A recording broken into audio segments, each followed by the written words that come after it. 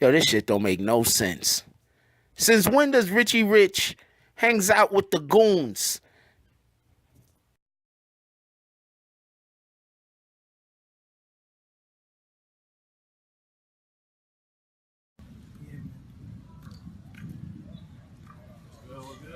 Niggas talk a lot of shit, huh? But won't even show up to their own show.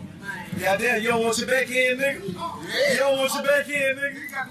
Put some hard shit on you. You don't want your back end, nigga? Yeah, I know.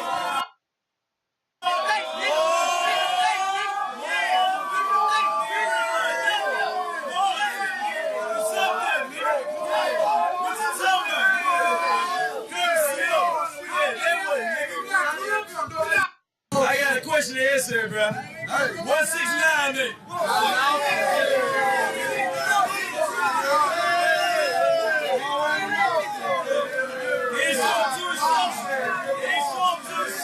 I got a question to answer, bro. 169, nigga.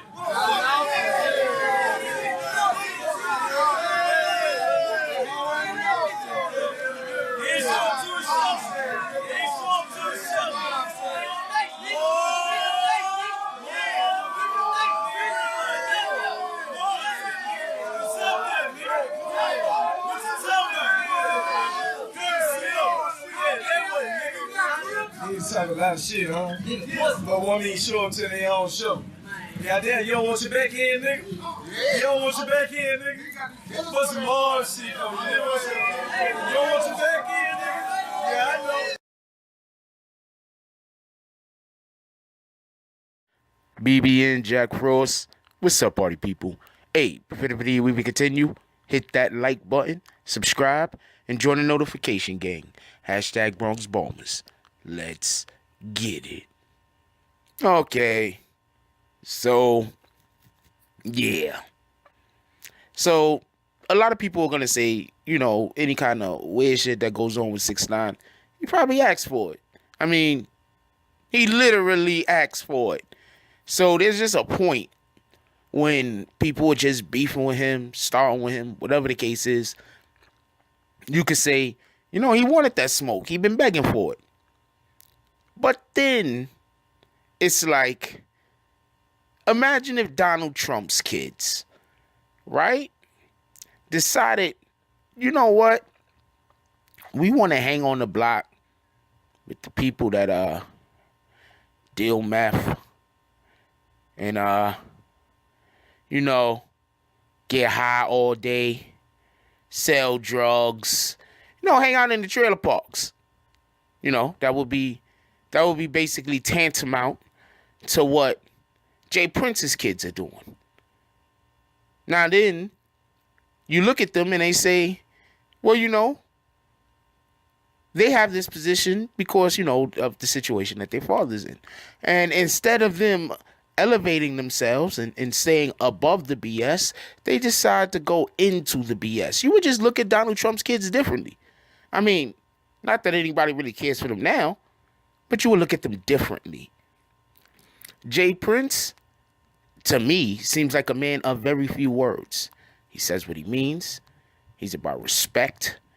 He's about treating others with respect. He's not about being in the news. He's not about having conversations with people and taping it. He's not about taping anything. He's about doing anything that needs to be done, it seems, where it's supposed to be done. In the darkness.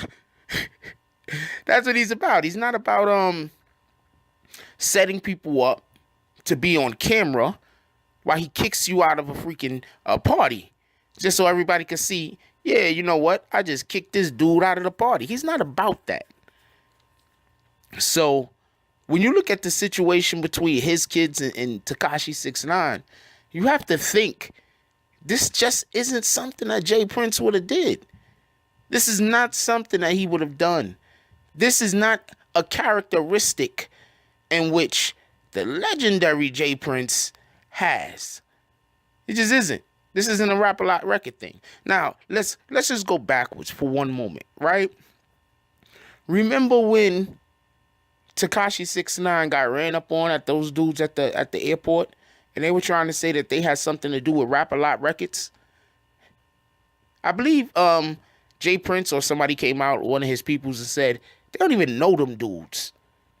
So, quite a few people, especially people who are reporting that I don't think I reported this because I don't think that those guys was gonna say they had something to do with Rap-A-Lot Records and Jay Prince if they had nothing to do with Rap-A-Lot Records. I don't think. Let me clarify that. I don't think they said they had anything to do with Jay Prince. I believe they just said that they had something to do with Rap-A-Lot Records. And then you hear Rap-A-Lot Records and you immediately associate Jay Prince. Right? Like you should. So, upon hearing this, I didn't backtrack. Quite a few different other YouTube channels backtracked off of it and said, well, those guys was lying or faking or whatever the case was. Some of the YouTube channels, even a niche, they reported like 3 different things. I seen one channel report that those guys was really from LA. Oh no, they're from Houston, and then they're from LA. Then now they're from Houston again. I just stuck to what I knew. I heard they was from Houston. I heard they had something to do with Rap-A-Lot Records. Jay Prince said he didn't know who they were. But that still didn't mean they didn't have anything to do with Rap-A-Lot Records. So now, let's come to the present time. In the present moment, Jay Prince Jr., or Baby Jay Prince, one of the two, I think it was Jay Prince Jr., he rose up on Tekashi 6ix9ine's, the location where he's supposed to be doing his show at, with 50 wannabe, with 50 gangsters, but wannabe rappers. I'm gonna assume not all 50 of them were wannabe rappers, but wannabe rappers was there, and the rest of those guys, they was part of some kind of gang or something like that. So there's just a really good chance that they've been hunting for 6ix9ine. Another story that was reported that I'm not 100% sure about, but I reported it this way and I didn't change it.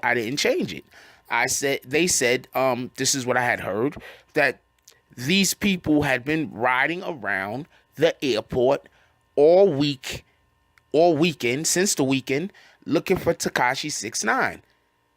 Yeah, they were circling the airport. It wasn't just them. It was like a couple of other guys also. You understand what I'm saying? Like they had like rotations or some shit. So that's what I reported. Because that made sense. It just didn't make sense to me that everybody's looking for this dude. This dude lies about his location all the time. He's always saying he's one place, he's really somewhere else, because he thinks this is some kind of big game that he's playing. And a lot of his fans feed into the game. So, it works for him, the thing that he's doing. Tekashi 6ix9ine, that is. So then these dudes just happen to accidentally fall upon him. And then they get into the beef. Nah. It just makes more sense that they was having rotations of people driving around looking for him. And that means that there's a good chance if they had that, somebody was paying them. Right? So like I said, we come back to the present moment. Jay Prince Jr. and I believe Baby Jay Prince was there too, and they happen to go to some kind of sneaker store, and then they see Tekashi there, and everything's cool with Tekashi, right? They don't mention any, upsetness at him, no anger towards him or anything. They're at the sneaker store. Supposedly, they get into some kind of conversation. They invite Tekashi 6ix9ine to a party. Tekashi 6ix9ine got to be there by 12:15 or something like that. And for whatever the reason is, he can't make it at 12:15 and he gets there at 1. Okay, so you invite somebody to a party. You don't give somebody a damn window like that if you really want them to be there. You say, yo, you coming to this party? Yo, when the party start? Yo, the party starts at like whatever time. But a good time to get there, because a lot of people don't want to get there once the party start. A good time to get there be like around 12:15. Cool, I'll be there. Then you get there at 1 o'clock. They're like, yo, what took you so long? Yo, get in here. They're not like, yo, you ain't get here at that window, so you can't come in. What would have happened if they would have got there at 12 o'clock? Would they still would have got kicked out because they got there too early? What if they would have got there at 12:17?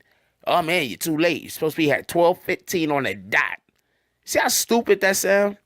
Obviously, this was a setup.